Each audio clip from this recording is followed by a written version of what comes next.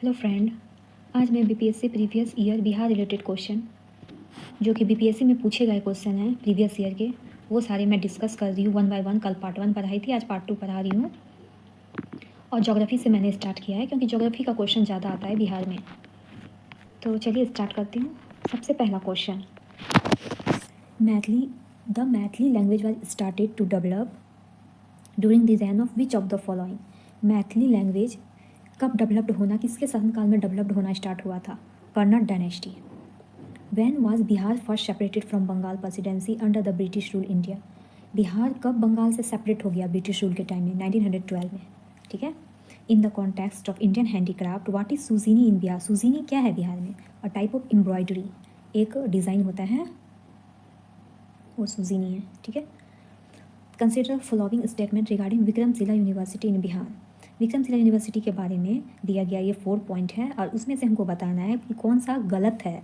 Which of the following are incorrect, ये बताना है। ठीक है। तो आप लोग बताइए, विक्रमशिला यूनिवर्सिटी बांका में है? नहीं, ये कहाँ है? भागलपुर में है। ठीक है, भागलपुर में है। और ये बताइए, it was established by king Gopal first of पाला डायनेस्टी। क्या किंग गोपाल फर्स्ट पाला डायनेस्टी विक्रमशिला यूनिवर्सिटी को इस्टेब्लिश किया था? नहीं, किसने किया था? धर्मपाल ने। गोपाल क्या था? पाल डायनेस्टी का इस्टेब्लिश किया था। ठीक है। तो ये दोनों तो गलत मुझे दिख रहे हैं। तीसरा देखती हूँ, वज्र Ryan sect of Buddhism flourished here. हाँ, सही बात है। ये वज्रायन जो सेक्ट है बुद्धिज्म का, वो फ्लोरिश्ड हो रहा था इस टाइम में, मतलब इस जगह। ये सही है। Other subject like astronomy, logic, law, grammar, philosophy was also taught there. हाँ, ये सभी पढ़ाया जाता था, एस्ट्रोनॉमी, लॉजिक, ग्रामर, फिलोसफी। ये भी सही है। तो यहाँ पे लेकिन सही नहीं बताना है, इसमें बताना है कि कौन सा गलत है, वही हमारा आंसर होगा। मतलब 1 और 2 हमारा सही आंसर है, जो कि गलत है क्योंकि इसमें गलत ही पूछा गया है। नेक्स्ट देखिए हम लोग का, which of the following national park wildlife sanctuary are in Bihar. Bihar में कौन सा नेशनल पार्क और वाइल्ड लाइफ सेंचुरी है? तो आप लोग बताइए बिहार में कौन सा है? तो इसका नाम तो आप लोग ने सुना ही होगा, वाल्मीकि नेशनल पार्क, ये तो है। भीमबंध वाइल्ड लाइफ सेंचुरी, ये भी है। और दुधवा और गजनी वाइल्ड लाइफ सेंचुरी, ये कहाँ पे है? आप लोग कमेंट करके मुझे बताइए ये दोनों कहाँ पे है। इसका सही आंसर तो 1 और 4 हो जाएगा। ठीक है। और ये दुधवा नेशनल पार्क और गजनेर वाइल्ड लाइफ सेंचुरी, ये कहाँ है? ये कमेंट में आप लोग आंसर दीजिए। तो बिहार में भीमबंध वाइल्ड लाइफ सेंचुरी और वाल्मीकि नेशनल पार्क है। नेक्स्ट देखिए, गोल्ड के से रिलेटेड है कि gold is found in which of the following district of Bihar. Gold कहाँ पे पाया जाता है? किस डिस्ट्रिक्ट, बिहार के किस डिस्ट्रिक्ट में पाया जाता है? जमुई में। ठीक है। The Triveni canal has been constructed on which of the following river. Triveni canal किस रिवर पर बनाया गया है? गंडक, जो कि नेपाल से आती है। Bihar geographical structure consist of rock system, match the rock system with their description. मतलब बिहार का जो जोग्राफिकल स्ट्रक्चर है वो रॉक सिस्टम कंसिस्ट करता है। तो मैच कीजिए कौन सा, कहाँ पे रॉक सिस्टम, इसका डिस्क्रिप्शन में मैच कीजिए कौन सा, कहाँ पे रॉक सिस्टम है। तो देखिए, धारवाड़ रॉक सिस्टम कहाँ पे है?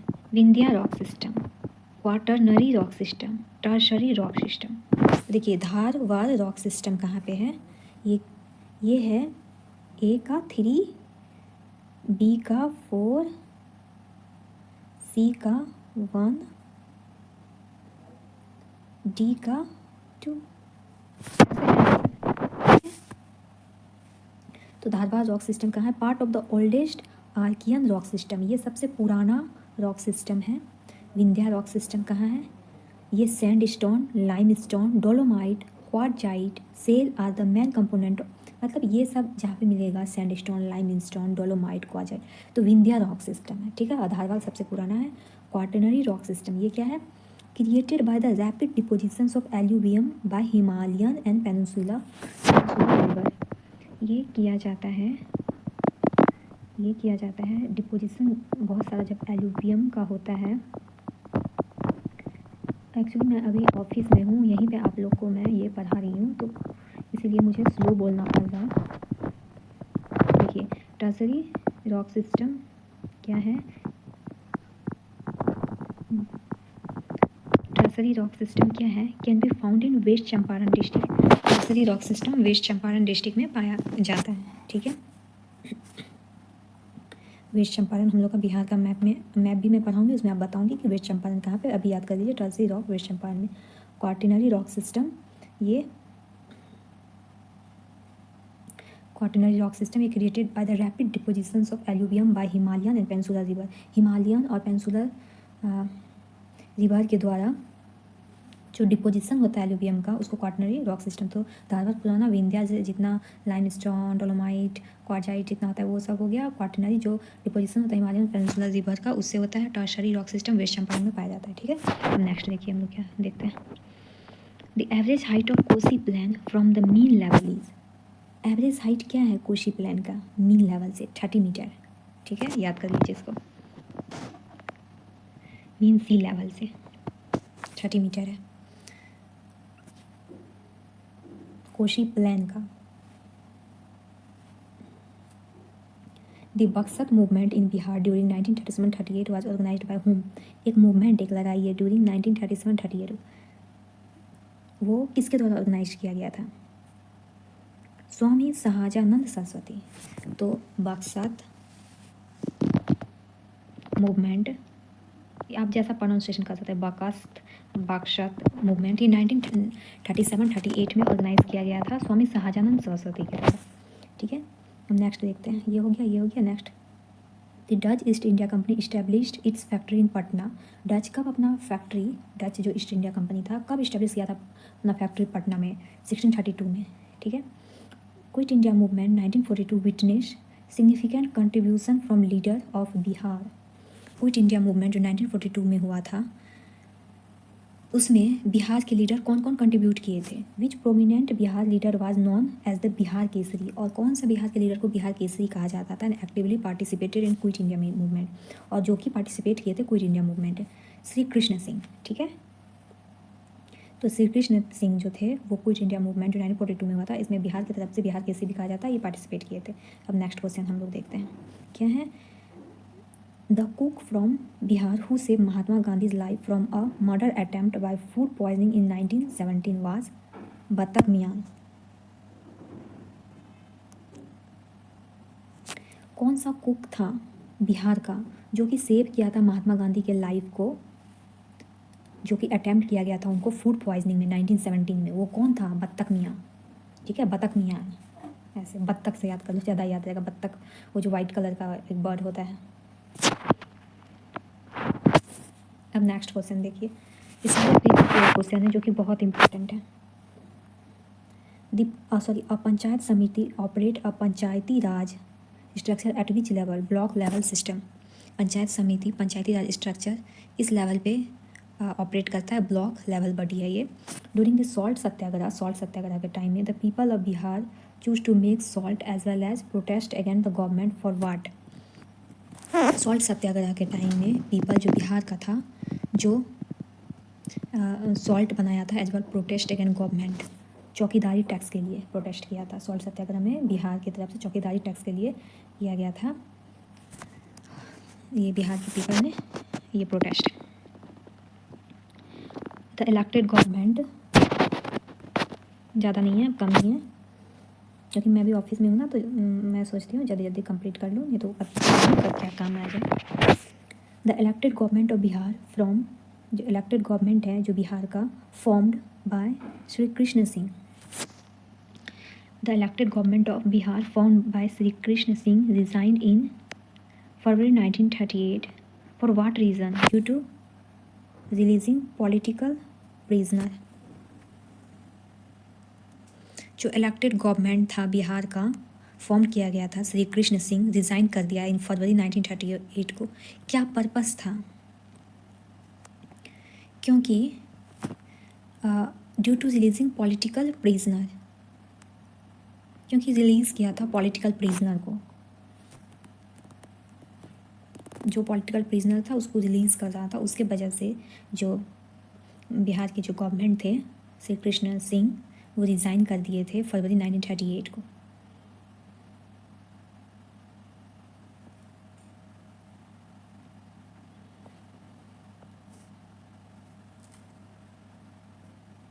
Who saved Gandhi life in Bihar during Champaran Satyagraha, ये तो हम लोग अभी पढ़े हैं।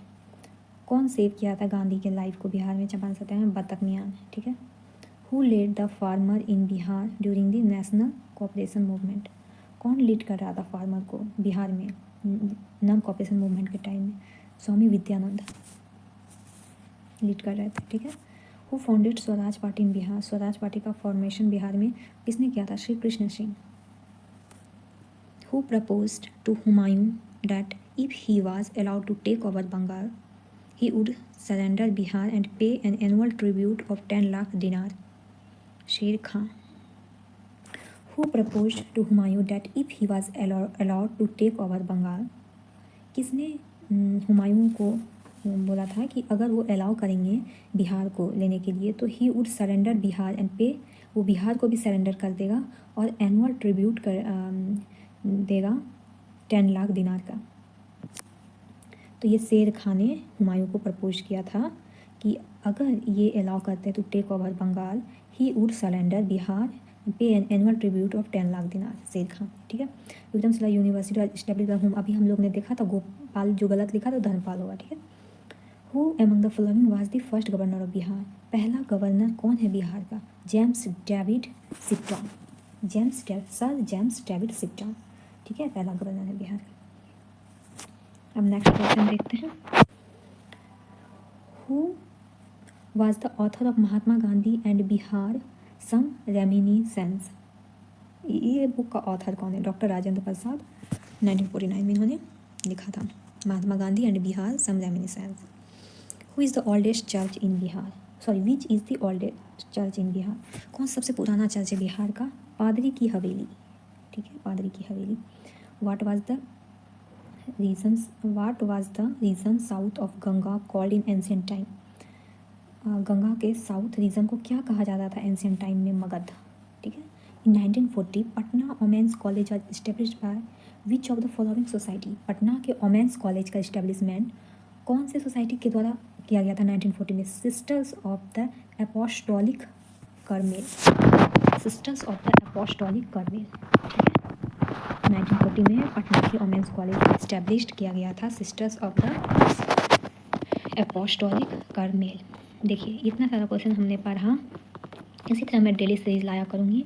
आप लोग प्लीज़ इसे लाइक और सब्सक्राइब कर दीजिएगा और अच्छा लगा तो, और जो क्वेश्चन मैंने आपसे पूछा है ऊपर में उसका कमेंट में